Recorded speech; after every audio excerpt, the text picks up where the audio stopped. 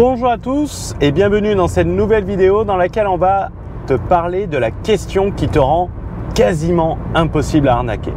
Comment reconnaître les arnaques et savoir ne pas se faire arnaquer? C'est le plus important et c'est le sujet que nous allons voir tout au long de cette vidéo.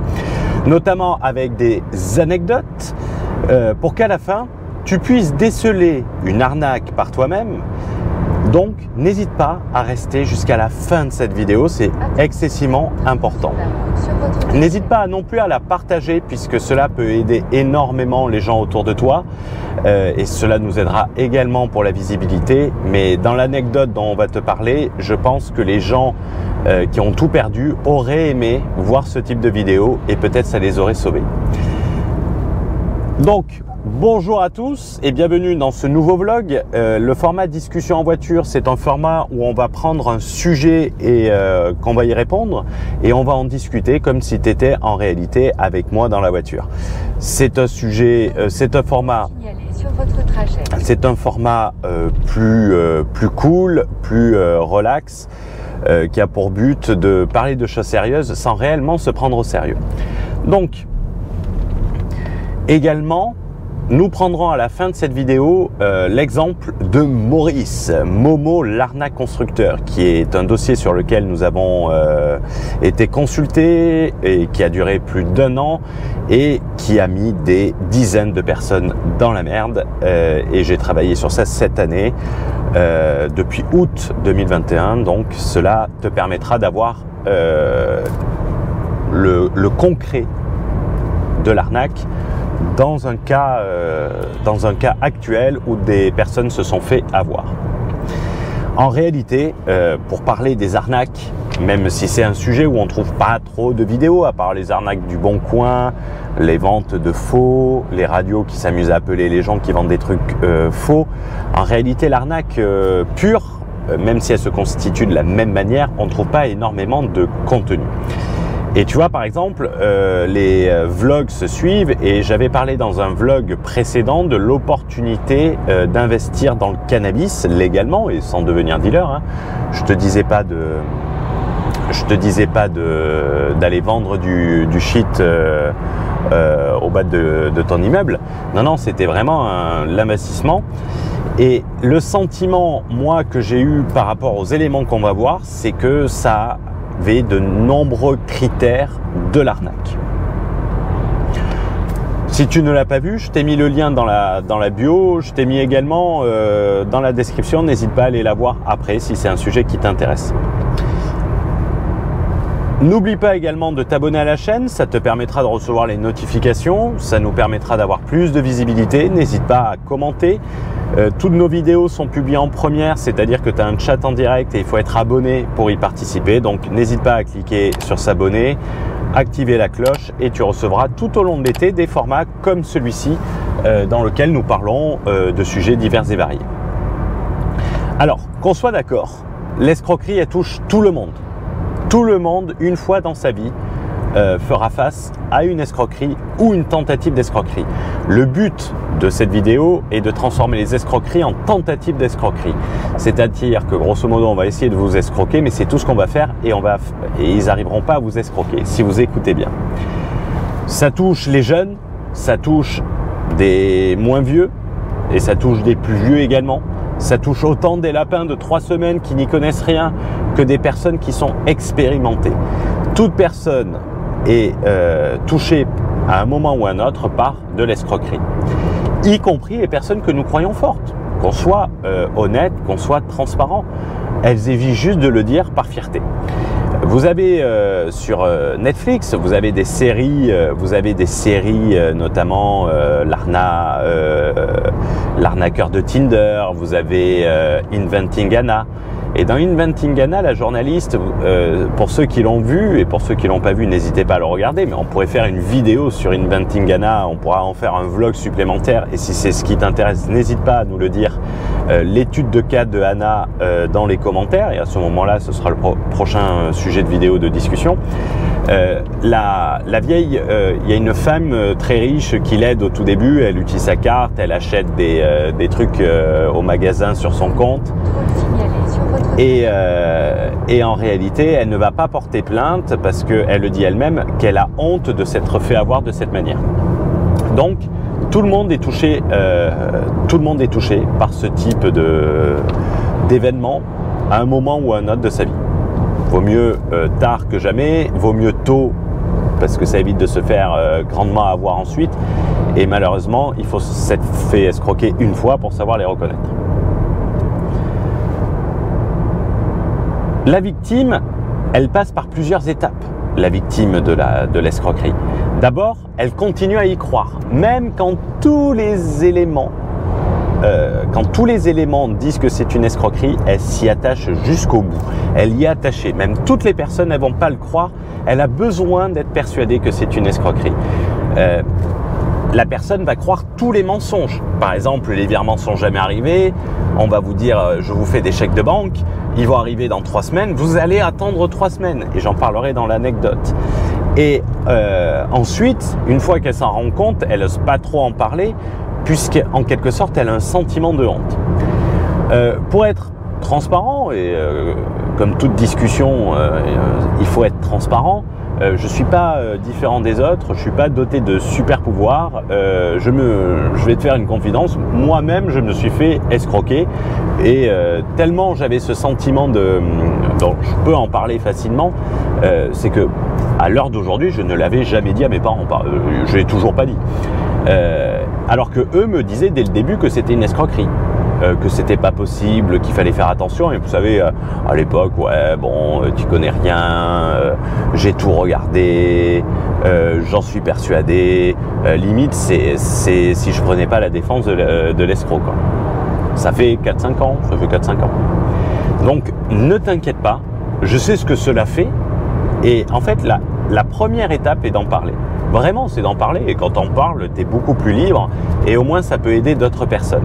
Et le problème, c'est que la plupart des gens qui se font escroquer ne le disent pas et en ne le disant pas, ils vont encore moins porter plainte et ils permettent à ces escrocs de perdurer et ce en totale impunité. Et en réalité, je vais te dire, c'est que toutes les escroqueries se ressemblent. Elles sont toutes constituées de la même manière, s'appuyant sur les mêmes éléments, avec... Quand tu le regardes et que tu te dis que c'est une escroquerie, tu te dis mais comment les gens peuvent se faire avoir, mais c'est exactement pareil. Et attention, dans l'escroquerie, il n'y a pas que l'escroquerie à l'argent, il y a également l'escroquerie aux sentiments, il y a l'escroquerie aux investissements et tout type d'escroquerie. Bon, généralement, la définition de l'escroquerie, c'est de vous soutirer de l'argent par un moyen frauduleux ou en utilisant une fausse qualité ou une qualité fausse. Bon, on ne va pas rentrer dans le juridique, c'est pas le but. Et avec la crypto sur Internet et ce sentiment d'impunité, d'anonymat, d'intouchable, il y a le nombre d'escroqueries a explosé et surtout avec le nombre de personnes qui étaient chez eux pendant le confinement. Ça n'a fait qu'exploser. Et en réalité, toutes ces escroqueries vont jouer sur la même chose. Sur ton émotion. Et cette émotion, c'est la cupidité.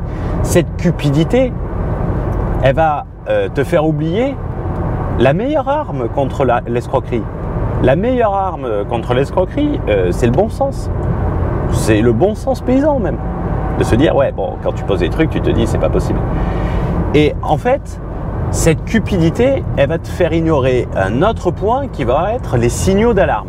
C'est ces choses qui te disent, tu les vois, mais volontairement, tu refuses de les prendre au sérieux, tu refuses de les écouter et en fait, tu vas même limite trouver une excuse valable, pour justifier cette alarme. L'appât du gain, c'est terrible. L'appât du gain, et je vais te dire, c'est cet appât du gain qui est le plus beau cadeau que tu fais aux escrocs parce que ça t'enlève tout sens, tout raisonnement, ça t'enlève tout esprit critique, ça t'enlève oui, le bon sens et la logique. Et une fois que tu poses tout, tu dis putain, on a vraiment été con pour faire confiance à ce mec. Et c'est quand tu t'en rends compte que tu dis en fait, que tu te rappelles de tous ces éléments que tu as ignorés. Si on prend la vidéo sur le cannabis dont je t'ai parlé précédemment, On en a parlé, on l'a étudié. Moi, c'est des gens qui m'ont fait remonter le sujet, qui m'ont demandé mon avis. Donc, j'ai regardé avec les yeux de quelqu'un. Tiens, c'est intéressant. La diversification. On parle d'investissement également sur cette chaîne, de développement de business. Donc, il faut avoir l'esprit ouvert et ne pas se fermer. Toujours avoir. Et sur l'autre chaîne, j'avais fait une vidéo sur ça, de retirer l'émotion de l'équation. C'est-à-dire, c'est pas parce qu'on n'y croit pas qu'il faut pas regarder et voir les possibilités. Peut-être qu'on n'est pas au courant. La première chose qui m'a, moi, alerté et qui m'a sauté aux yeux, c'est l'utilisation des fintech. Si tu regardes la vidéo, tu verras, tu essayes de faire 3 achats différents, 3 fintech, une à Chypre, l'autre c'est Revolut et l'autre c'est Bunk. C'est pas le mieux pour le business, surtout quand tu es dans le crowdfunding, parce que tu as besoin d'historique bancaire et tout ça. Et surtout quand tu utilises des processeurs de paiement. Pourquoi une société hollandaise qui ont vraiment les meilleures banques? Aux Pays-Bas, en 2015, tu faisais un virement, il arrivait instantanément, même si, si le fournisseur était sur une autre banque. Tu n'avais pas besoin d'attendre 2 jours. Et le truc d'utiliser un processeur de paiement, une banque en ligne un peu shady à Chypre pour une société néerlandaise, tu te dis mais putain, mais moi ça me choque. Ça me choque parce qu'il n'y a aucune logique économique d'utiliser ce type de banque. La deuxième chose qui va être importante, c'est la deuxième alerte. Bon là, elle est un peu plus importante, c'est le signalement des autorités prudentielles, que ce soit le BaFin allemand, qui est l'équivalent de l'autorité des marchés financiers en France, et également l'AFM, qui est l'équivalent de l'AMF aux Pays-Bas. Alors, pour ceux qui se demandent, nous sommes en Estonie, nous quittons Tallinn, direction le sud des pays baltes. Donc première étape, ça va être Riga, la capitale de la Lettonie, et ensuite on ira sur Vilnius avant de partir sur l'Espagne. Ces alertes, quand tu vas les voir, pour reprendre ce sujet, oui, ils ont des radars partout ici, c'est pire qu'en France. Et que tu essayes de comprendre le business model, tu te dis mais ça n'a aucun sens. Les proches, ils vont te le dire, ils vont te dire putain, fais attention, ça sent mauvais la banque à Chypre.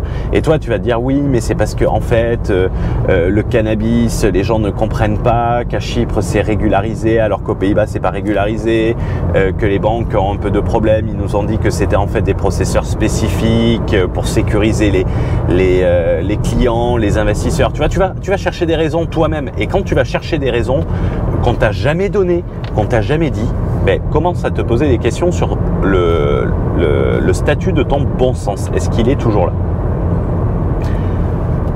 Et généralement, les gens qui vont te prévenir, tu vas essayer de te dire ouais, ils sont jaloux, donc ils me découragent parce qu'ils auraient aimé faire la même chose et qu'eux, ils n'ont pas cette opportunité. Donc, tu essaies de justifier en fait le fait qu'ils te disent de faire attention par de la jalousie mal placée, qui quelquefois, cependant, peut être le cas, mais c'est pas la majorité des cas. Mais c'est toi qui vas te le dire. Tu vas volontairement ignorer ça, tout ce qui est dit, par cupidité. Si le même investissement, qu'on soit clair, te rapportait 2%, soit le double du livret A, t'inquiète pas que tu écouterais beaucoup plus les gens qui te disent fais attention, ça sent mauvais. Donc, il faut bien avoir conscience, il faut bien écouter les gens et quelquefois prendre plusieurs avis. J'ai l'habitude d'avoir un slogan qui consiste à dire quand une personne te traite de cheval, n'y prête pas attention. Quand 2 personnes te traitent de cheval, commence à y faire attention. Quand 3 personnes te traitent de cheval, tu ferais mieux d'aller t'acheter une selle. Donc quand tu as 3 sons de cloche qui sont identiques, de gens différents, qui te disent tu devrais faire attention, tu devrais vraiment faire très attention. Donc, les arnaqueurs, ce point-là, ils l'ont bien compris.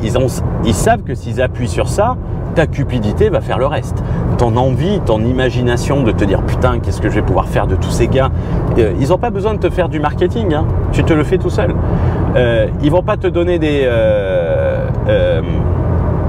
ils vont pas te donner 30% tous les 3 mois, des 50% par semestre, s'ils veulent pas que ton bon sens le mette au placard, quoi. Et combien de personnes, et je suis intéressé, n'hésite pas à le mettre dans les commentaires, c'est le but de ces discussions également, c'est que vous participiez, se sont imaginés que le Luna, la crypto qui s'est effondrée, allait donner du 20% à vie quand les meilleurs fonds d'investissement te donnent entre 5 et 10% annuels. Comme je te l'ai dit en introduction, tu dois te poser une question. Et cette question, en réalité, elle va te permettre d'éviter les arnaques. Et cette question, c'est tout simplement, pourquoi moi? Pourquoi moi? C'est, par exemple, si tu prends la plateforme du cannabis, qui a besoin, pourquoi cette plateforme aurait besoin de ton argent, de te donner 30% tous les 3 mois, par trimestre, ce qui fait 120% par an, alors que le taux d'intérêt de l'emprunt auprès d'une banque va être de 2 à 3, allez, maximum 5% annuel. Et généralement, quand tu te poses cette question et que tu n'as pas la réponse, c'est que cela veut dire beaucoup de choses. Pourquoi on a besoin d'aller se faire chier avec plein de personnes alors qu'il suffit d'aller voir un investisseur, de lui dire je te donne 15% et tu mets 1 million direct dessus. T'inquiète pas, les mecs ils vont y aller. Hein. Et ça t'évite de tout gérer ensemble. Et généralement, si tu te poses cette question pourquoi moi et que tu n'as pas les réponses, c'est que cela veut dire beaucoup de choses. Ça veut dire qu'en réalité, il y a de fortes chances que ça soit une arnaque. Un peu comme les collections NFT. Pourquoi les gens ont besoin de te vendre 8888 NFT? Pourquoi ils n'en gardent pas la moitié quand ils disent que ça va faire x20, x30? Pourquoi même pas en garder la totalité? Parce qu'en réalité, ils savent très bien que ça ne va pas faire x20, x30. Par contre, ils savent que eux, leur investissement en te le vendant va faire x20, x30. Sinon, ils achèteraient la moitié de leur collection de NFT. Ça paraît logique. Moi, si demain, je vends des œuvres d'art 1 million d'euros et que je dis j'en fais 10, ben, je m'en garde 5 pour moi, quoi. Et je laisse le prix monter. Également, tu as des exemples que j'ai découverts. Tu as des plateformes de MLM qui te proposent des investissements. J'en pense à une en particulier qui s'appelle, je pense, Omega, qui te promet de tripler ton revenu en investissant sur le Forex avec des traders. Il te propose de tripler ton revenu en 15 ou 16 mois, donc du 300%. Plus c'est gros, plus ça passe. Pourquoi ils ont besoin de ton argent s'ils sont aussi bons? Honnêtement, pourquoi ils ont besoin d'aller se faire chier à essayer de te convaincre de mettre 10 000 euros, d'acheter des petits paquets à 200, 300 balles, si les mecs ils sont capables de faire 300% par an? Pourquoi avoir besoin de donner des sommes également? Tu sais, le MLM, c'est le marketing de réseau. Pourquoi aller payer des parrains, des mecs qui font la promotion et leur donner des grosses sommes pour venir te prendre 10 000 balles? Alors que s'ils étaient réellement bons, s'ils faisaient vraiment 300%, s'ils faisaient vraiment 300% par an, ça serait d'abord des dieux de la finance. C'est que même Warren Buffett leur demanderait des conseils. Ils vont dans un fonds d'investissement, s'ils ont un track record ou un fonds de pension américain, je peux te dire, ils partent 2 minutes après avec minimum 100 millions de dollars. Surtout sur du Forex où il n'y a pas de limite. Il y a des investissements, vous avez des limites. Par exemple, le cannabis, vous ne pouvez pas mettre 10 milliards. Sur le Forex, vous avez de la liquidité, vous avez du mouvement, vous pouvez mettre 10 milliards. Ils viennent te voir car toi, tu vas croire leur histoire, tandis que les autres, les professionnels, ils vont te demander des track records. Toi, il suffit qu'ils te montrent 2-3 mecs sur un écran de Forex avec une ligne blanche et une capture d'écran pour que tu y crois. Donc c'est pour ça qu'ils viennent te voir, parce que tu es beaucoup plus facile à convaincre, même si tu vas mettre 100 fois moins. C'est normal parce que c'est pas, à mon avis, c'est pas avec cet argent qui génère de l'argent. Parce que en réalité, pour ces gens-là, c'est beaucoup plus facile d'escroquer 10 000 idiots rêveurs de 10 000 euros que de pigeonner un poisson à 100 millions d'euros. Ces mecs-là, ils vont dans un fonds d'investissement, on rigole, on se marre. Limite, on les reçoit pour se taper un entretien de con, quoi. Tu vois, le dîner de con porté à un autre niveau. Les hommes, et c'est pas du machiste, hein, c'est façon de parler, qui sont allés en Thaïlande. En Thaïlande, ils ont l'habitude de dire la chose suivante sur les nanas et les femmes thaïlandaises. Quand il y a un doute, Il n'y a pas de doute. C'est aussi simple que ça. Applique-toi la même stratégie lorsqu'on te propose des investissements. Quand c'est trop beau pour être vrai, c'est que c'est tout simplement pas vrai. Et on va en voir des exemples. Quand les meilleurs fonds d'investissement te font du 10 à 20% annuel et que les fonds de pension se battent pour leur donner 2 à 3% de management fee, de frais de gestion, et qu'ils ont du mal et qu'ils sont contents quand ils font entre 10 et 20% annuels, et encore pour ceux qui le font, parce que c'est pas tous, et que tu as une société qui utilise des vendeurs, qu'on soit honnête, des vendeurs. Le mec, il pouvait être vendeur de tapis. Avant, il vendait des voyages et maintenant, il vend de l'investissement. Pour te donner et t'expliquer que tu vas te faire 300% par an, un peu moins, en 15 mois, il faut pas avoir fait maths sup, maths spé ou polytechnique pour comprendre que soit tu vas, tu sais que c'est un Ponzi et t'espères être le premier, soit t'es réellement bête, quoi. Il y a pas d'autre excuse, hein. Quelquefois, il faut pas chercher des raisons que la débilité peut expliquer. Après, comme je l'ai dit, hein, c'est marrant, ça peut faire une transition. Tu peux être conscient que c'est une arnaque. Et tu vas te dire dans ta tête que tu es dans les premiers, donc dans les premiers, tu vas récupérer ton argent et que tu vas multiplier ton investissement. Il y en a qui l'ont eu, il y en a à qui c'est arrivé, parce que tout Ponzi, tout arnaque, tu as besoin d'avoir des mecs qui ont gagné de l'argent et à qui tu peux demander leur avis. Mais avec ce raisonnement-là, honnêtement, avec ce raisonnement-là, à un moment ou à un autre, et c'est mathématique, tu vas perdre. Et tu vas tout y laisser. Surtout qu'au bout d'un moment, et ça c'est un autre critère des personnes qui se font arnaquer, c'est que quand tu vas en faire 2, que tu vas en faire 3, au fur et à mesure tu vas augmenter les sommes. Et en augmentant les sommes, c'est là que tu vas tout perdre. Et c'est systématique, hein. Systématique, mathématique, tu dis tout ce que tu veux. On arrive, pour ceux que ça intéresse, on arrive dans la capitale de l'été estonien. Donc ça s'appelle Pärnu. C'est entre Tallinn et la Lettonie, la frontière. Une autre caractéristique, là je veux parler des caractéristiques des arnaqueurs, qui permet de les repérer assez facilement. C'est que les arnaqueurs, ils ont un principe, c'est qu'ils adorent diviser pour mieux régner. Cela peut te paraître, tu peux dire, mais pourquoi c'est con de diviser, alors qu'ils ont besoin du maximum de monde. C'est un précepte parfait pour leur faire continuer leur arnaque, pour leur faire perdurer leur escroquerie. Ils aiment séparer les gens pour faire durer leur arnaque le plus longtemps possible, car tout simplement, c'est des menteurs. Un arnaqueur est un menteur. Si ça rime, c'est pas pour rien. Et qu'en réalité, l'histoire qu'ils vont te sortir à toi, ils vont en sortir une différente. Et ils savent très bien que si les gens comparent leur histoire, il y a un moment où on va se dire, mais attends, le mec il m'a raconté un truc totalement différent, il m'a annoncé des chiffres totalement différents. Ils savent qu'ils vont se faire griller. Donc, ils vont tout le temps essayer de te diviser. Et si les deux personnes se parlent, si deux investisseurs se parlent, ils vont vite s'en rendre compte que l'autre, il joue du pipeau avec un certain degré d'expertise. Donc ça, c'est spécifique aux arnaqueurs.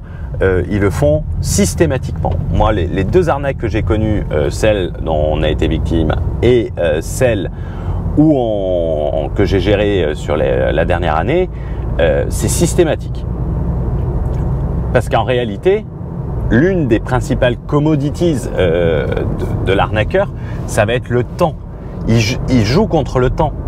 Il y a une date où il va devoir te rembourser, et quand c'est des arnaqueurs, ben soit il doit arnaquer encore plus de gens pour faire durer son truc, soit il doit commencer à préparer des histoires pour essayer de t'endormir, mais c'est ce dont il a besoin le plus. Et le mec, quelquefois, Et tu te dis, mais pourquoi il ment? Tu sais, tu avais l'arnaqueur dont je vais te parler après, il donnait rendez-vous aux gens, il disait je suis là dans 1 heure et après il répondait plus.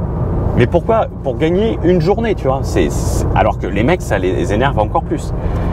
Le MLM dont je t'ai parlé précédemment, il augmente au fur et à mesure, notamment la durée de l'investissement. Avant c'était 12 mois, maintenant c'est 15 ou 16 mois. Je ne sais pas s'il y a des gens, si vous connaissez, n'hésitez pas. Et tu as également une taxe à la sortie de l'argent. Ça doit te choquer. Si tu sors l'argent, tu te prends 5%. Il te ponctionne 5%. Ce qui t'encourage en gros à pas sortir l'argent, à laisser l'argent. Donc en réalité, pour l'instant, tu as un chiffre sur les sites internet et tout ça. Lorsqu'on te dit tu as mis 100 000, tu as 150 000, tant que tu les as pas sur ton compte, c'est un chiffre virtuel. Je peux te dire que je te dois n'importe quelle somme. Toi, avec ta caravelle, ça serait bien que tu avances un peu plus vite. Allez, Jean-Michel. Et en fait, ils vont te dire que si tu veux récupérer ton argent facilement et éviter la taxe, ils vont te dire t'as qu'à dire à une personne de ton entourage d'investir, elle t'envoie l'argent à toi et toi tu lui fais un peer-to-peer sur son compte et tu lui crédites le compte de la même somme. Donc en fait, pour pas te donner ton argent, ils vont t'encourager à faire entrer une autre personne pour que tu récupères ton argent. Principe circulaire, principe pyramidal, voilà. Et les mecs se prétendent être un fonds d'investissement. Ça fait quand même un peu gitanos, quoi. Niveau comptabilité, je ne sais même pas comment ils font. Bon, ils s'en foutent, hein. Cette technique, elle résume à elle seule la problématique des 2 arnaques. Le fait de te décourager de sortir tes fonds et de t'encourager avec des conditions supplémentaires à les réinvestir, et le fait qu'il faut faire rentrer du monde en permanence. Combien d'années Madoff, il a commencé dans les années 70, hein. Il est tombé en 2010, hein, pendant 40 ans. Car oui, les retours sur investissement dans les Ponzi, c'est généralement la cotisation du mec qui est rentré et du nouveau mec que tu fais rentrer qui va te la payer, hein. On prend l'argent d'une poche et on la met à l'autre. Mais tu dois rentrer tout le temps plus de personnes et faire rentrer des sommes encore plus grosses. En réalité, tu joues à la roulette russe. Tu joues à la roulette russe en faisant ça. Tu sais, la roulette russe, ça consiste à prendre un revolver, un 6 coups, mettre une balle dedans, faire tourner le barillet, se mettre le pistolet sur la tempe et appuyer sur la gâchette. Effectivement, tu as 5 chances sur 6 de gagner. Mais par contre, tu as une chance de tout perdre. Ce qui fait que tu n'as pas envie de jouer ça. Demain, je dis, je fous 100 000 balles et on les joue à la roulette russe. Je pense pas qu'il y en ait beaucoup qui veuillent jouer ici. À part peut-être un mec qui a un cancer en phase terminale. Techniquement, avec cette question de pourquoi moi, pourquoi ont-ils besoin de moi, techniquement, je pense, si tu fais preuve de bon sens, hein, pourquoi moi et pas ignorer les alertes, techniquement, tu dois être capable d'éviter 97,5% des arnaques. 98. J'ai pas la prétention que t'as des mecs qui sont brillantissimes dans leur arnaque, hein, ils sont très malins. Hein. Mais la plupart, ils sont, c'est des beaux parleurs. Ils font semblant d'eux, et dès que tu prêtes attention aux détails, tu te rends compte que le mec, il sait pas de quoi il parle, quoi. Sur l'autre chaîne YouTube, j'avais dit dans une vidéo de discussion en voiture, justement en arrivant à Parnou, c'était dans l'autre sens, qu'il fallait retirer l'émotion de l'équation. En matière d'expatriation. Tu sais, quand tu as des gens qui s'expatrient, vont s'expatrier soit parce qu'il y a un sentiment de peur que le pass sanitaire y revienne, donc ils vont partir dans un pays où on va leur dire ce qu'ils ont envie d'entendre et après ils vont finalement se retrouver dans un pays où il y aura également le pass sanitaire. Quelquefois c'est la peur de ne plus avoir gagné d'argent, donc ils partent dans un pays, par exemple en Estonie où on dit que c'est un paradis fiscal. Oui, à titre personnel, tu payes moins d'impôts en France jusqu'à 50 000 € de rémunération. Ça fait quand même une belle marge vu que c'est des flat tax. Retire l'émotion également dans tes investissements. Une fois retiré, c'est elle qui va te dire si c'est une arnaque ou si ça peut être legit. Et donc, je vais t'illustrer tout ce que je viens de te dire par cette anecdote sur laquelle j'ai travaillé, que j'ai décidé d'appeler Maurice, c'est vraiment le prénom de l'escroc, l'arnaque constructeur. L'arnaque constructeur, c'était un mec qui faisait des levées de fonds pour faire semblant de faire des constructions. Et je vais te parler de cet entrepreneur, cet escroc, parce que bon, c'est un escroc. Il se présentait comme un constructeur, le mec sûr de lui, parlait bien, il savait faire impression. Il a fait de nombreuses victimes et le préjudice, il est estimé à plusieurs millions d'euros. Il y a des gens qui ont voulu faire construire leur maison, qui ont tout perdu à la retraite. Les mecs ne retrouveront jamais leur argent. Et ce mec se servait également d'un autre côté d'investisseurs à travers des levées de fonds en leur promettant des retours sur investissement de 50% sur 3 à 6 mois grâce à l'immobilier construction-revente. Il utilisait des levées de fonds à Excusez-moi, il y a eu une petite coupure à cause de la chaleur. La GoPro a chauffé, donc je voulais pas laisser la clim pour qu'il n'y ait pas le bruit. Et la GoPro a surchauffé, et donc elle s'est coupée. Donc je vais reprendre où j'en étais, je couperai. Cet escroc, il utilisait des fonds, il levait des fonds auprès de particuliers pour monter des projets d'achat de revente, et il levait également des fonds auprès de sociétés spécialisées qui avaient un gros réseau d'investisseurs. Alors c'était des infopreneurs, qui avaient 100 personnes qui allaient mettre 3 000 euros, mais 100 personnes qui mettent 3 000 euros, ça fait 300 000 euros. Et c'est très marrant parce que je vérifiais, je connaissais la deuxième société qui a été victime. Le mec fait toujours des vidéos en vous expliquant comment investir dans les sociétés, comment acquérir une compétence en investissement. Il oublie juste de dire qu'il a fait perdre plusieurs millions d'euros au mec. Et le mec continue à faire des vidéos sur YouTube, quoi. Ça me choque un peu, mais bon, c'est pas grave.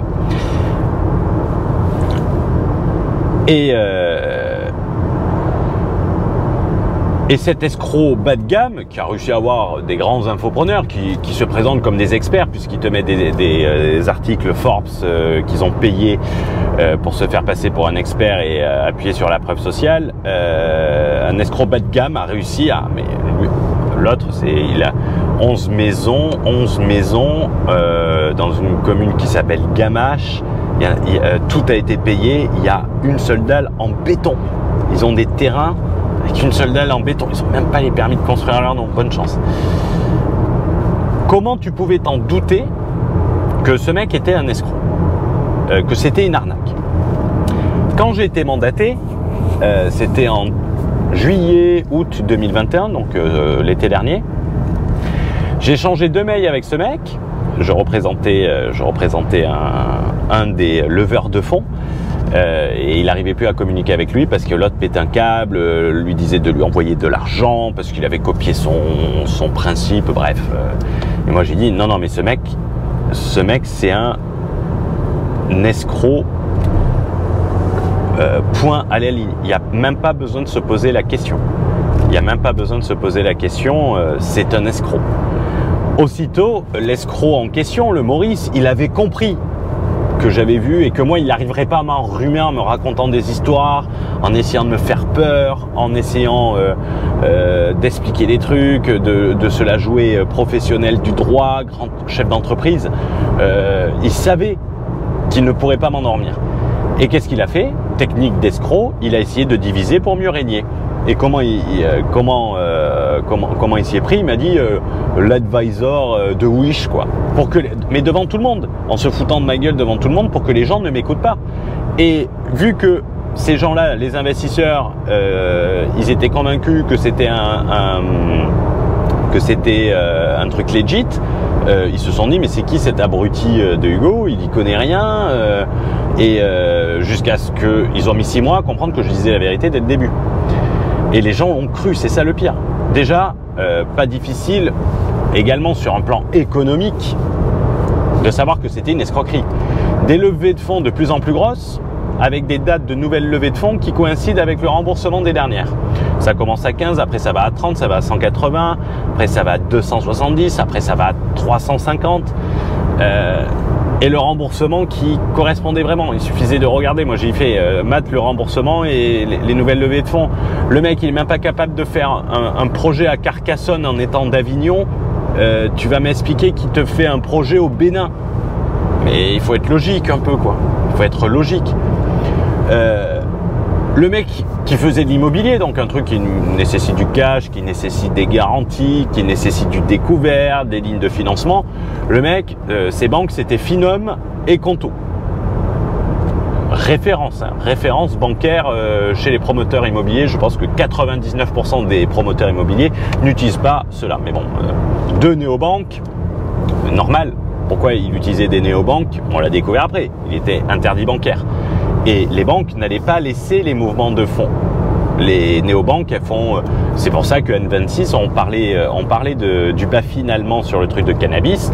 N26 a été sanctionné plusieurs fois pour de graves manquements sur les contrôles des clients, le contrôle des flux de N26 en Allemagne. Ces contrats, ils étaient bullshit. Le mec, regardait ces sociétés, il n'y en avait pas une qui avait plus d'1 an. Tu étais là, ok, quoi, super l'expert, quoi. Mais la cupidité des gens a fait même qu'un avocat, s'est fait avoir et n'a même pas lu son contrat et ça ne l'a pas choqué un seul moment. Le contrat prévoyait que tu faisais de l'apport en compte courant d'associé. Tu fais de l'apport en compte courant d'associé sans avoir la qualité d'associé dans la société. Mais ça te choque pas de te dire qu'un mec qui, soi-disant, est un grand investisseur, qui a des tas d'avocats derrière lui, qui te sortent un torchon comme ça. C'est comme le mec qui te dit, on va faire fortune en vendant du porc en Indonésie, un pays arabe qui ne mange pas de porc. Ça avait fait rigoler Poutine quand son ministre de l'Agriculture lui avait dit il y a des grosses parts de marché à aller prendre là-bas sur le marché du porc. Ouais, ben t'as raison, c'est un peu normal. Il n'y en a pas, quoi. Achat construction en 6 mois. Mais juste le fait d'obtenir un permis de construire, ça prend 1 mois. Le fait de purger les trucs, les délais pour acheter, les sous-seins et tout ça. Mais comment tu veux acheter, construire en 6 mois ? C'est impossible. Mais ça, tu demandes à n'importe quel mec. Ok, une rénovation pour changer la cuisine d'un appartement.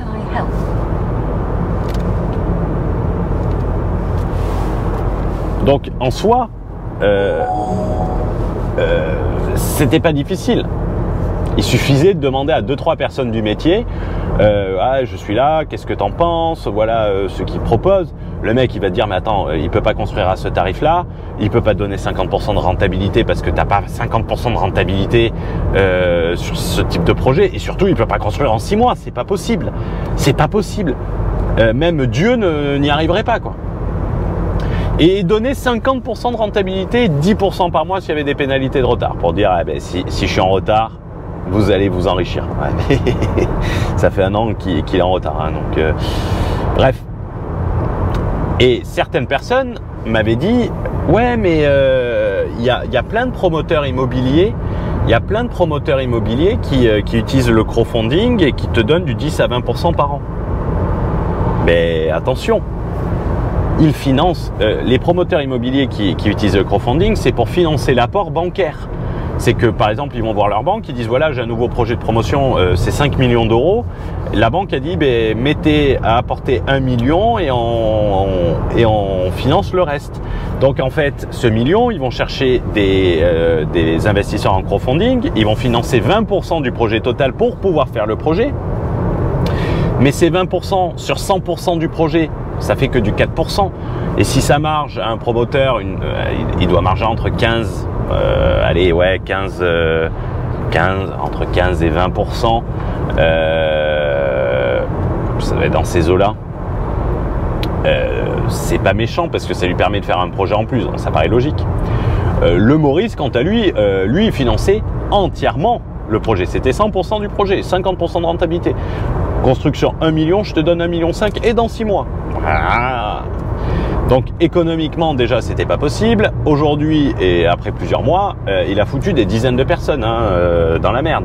Il a ruiné des petits épargnants et des personnes handicapées qui n'ont même pas les moyens de se payer les soins. C'est honteux.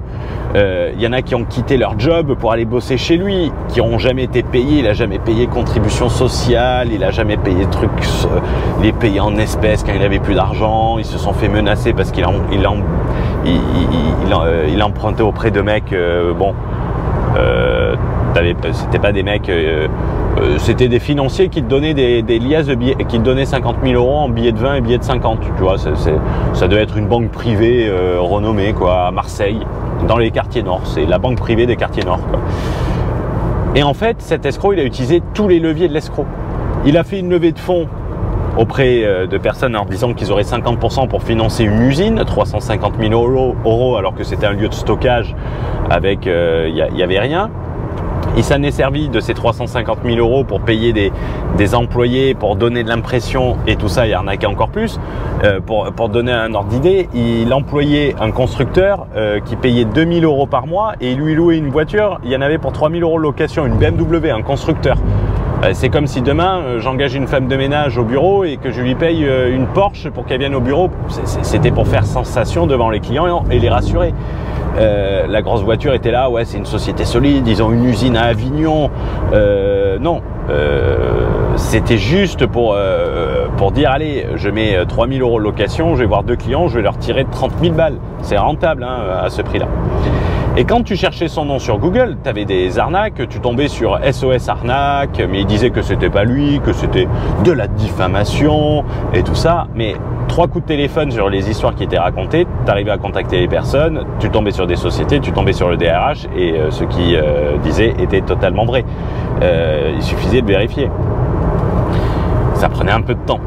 Les investisseurs, ils y ont cru jusqu'au bout. Ils devaient être remboursés le 10 septembre. Ils ont attendu un virement qui devait arriver pendant 2 mois. Après, ils ont attendu d'avoir des chèques de banque de Conto et de Finom, qui n'aimaient pas de chèques de banque. Mais même quand tu leur montrais le mail de Conto et Finom qui disait non, on ne peut pas émettre de chèques de banque, ils continuaient à y croire, les mecs. Ils continuaient à y croire. Mais bon, c'est pas grave. Toutes les alertes, elles ont été ignorées autant par ceux qui faisaient office de leveurs de fonds que les investisseurs eux-mêmes, mais dont ils étaient présentés par les leveurs de fonds qui avaient une certaine réputation. L'utilisation de FinTech dans un business où tu as besoin d'un gros soutien financier et de grosses lignes de financement, et notamment pour les garanties, quand tu fais une vente VFA, tu as besoin d'une garantie bancaire, c'est pas Conto qui va te la faire. Le pourquoi a-t-il besoin de moi ? Si le mec il arrive à donner 50% en 6 mois, il vaut mieux qu'il aille emprunter à 2-3% auprès d'une banque. Ou même auprès... pourquoi il aurait besoin d'aller venir te voir? Si le mec il est interdit bancaire, t'es interdit bancaire quand tu sais pas gérer et que tu as fait des faux chèques et que tu as fait tout ça. Il faut pas exagérer. Le mec il a pas une association caritative, c'est pas une loi 1901. Une simple question à un constructeur, ça c'était pour les leveurs de fonds, de faire vérifier les devis, les constructions et tout ça, ben, ça suffisait pour s'en rendre compte. Et une fois qu'ils ont engagé les avocats qui ont fait des audits des contrats, chose que tu dois faire avant d'envoyer l'argent, pas quand ça commence à bugger, toujours le faire en amont, personne lui aurait envoyé des euros. Des sociétés qui étaient créées il y a moins d'1 an, des alertes où le mec il était agent immobilier avant, où il te vendait des trucs à 5 000 € dégueulasses et tout ça. Tu voyais bien que le mec il n'avait pas aucune expertise dans la construction immobilière. Mais par contre, vu qu'il utilisait des termes techniques, tu dis oh putain, le mec, du d'où est le mec? Une seule chose a permis cela, tout ce que je viens de dire. Et je te parle, il y a des centaines d'investisseurs, hein, donc, et des mecs éduqués. Je pense notamment, il y en a un avec qui j'ai beaucoup parlé, il est avocat dans un gros cabinet d'affaires.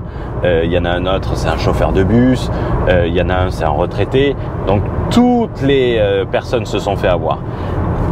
Ils se sont fait avoir parce que leur cupidité les a rendus aveugles. L'orgueil y a joué un petit tour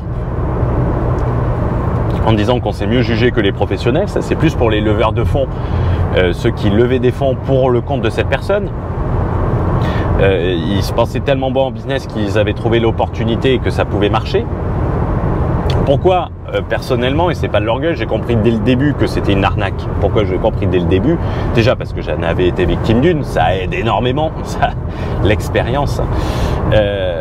Tout simplement parce que premièrement, j'avais pas de cupidité, j'avais pas mis en rond dedans. Donc il n'y avait pas d'émotion, il n'y avait pas, j'essayais pas de trouver des raisons. Tu avais des alertes, je disais c'est pas possible, c'est pas possible, c'est pas possible. Rappelle-toi ce que je t'ai dit, ta cupidité te fait chercher des alertes. Te fait ignorer les alertes et de chercher une raison non valable à ces alertes. Moi, j'ai vérifié toutes les informations, j'étais pour appuyer mon dire, et ça m'a bien confirmé que c'était un escroc et que cela faisait 10 ans que ça l'était. J'aurais jamais mis 1 euro et j'aurais été parmi les gens, même présenté et tout ça, je n'aurais pas mis 1 euro chez ce mec.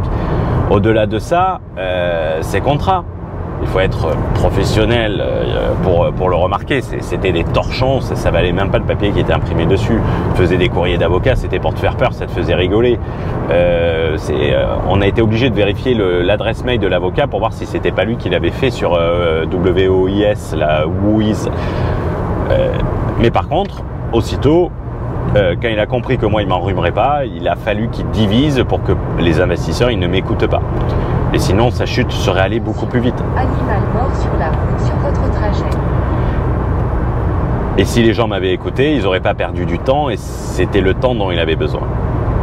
Et on espère avoir du temps pour escroquer des gens. C'est... Ah ouais, animal mort, c'est quoi? Hop, ben, ça ressemble plus à grand chose, hein, il est bien mort. Même pour gagner un peu de temps. Il va être temps pour moi de conclure cette vidéo, je ne veux pas la garder trop longue, je veux t'encourager à la partager un maximum autour de toi, ça peut aider énormément de gens, donc n'hésite pas à la partager. Il n'est de si bonne compagnie qui ne se quitte, comme j'ai l'habitude de le dire. Ces différentes expériences, moi, elles m'ont motivé à faire un livre. L'art de ne pas se faire arnaquer, on le fera en 2023 parce que ça peut aider et il n'y a rien sur le traitement préalable de l'escroquerie. Car toutes les escroqueries marchent de la même manière. Et n'hésite pas à me dire si tu t'es déjà fait escroquer et que c'était le même concept dans les commentaires. On a tous les mêmes warnings, sauf qu'on cherche des justifications différentes pour ces warnings.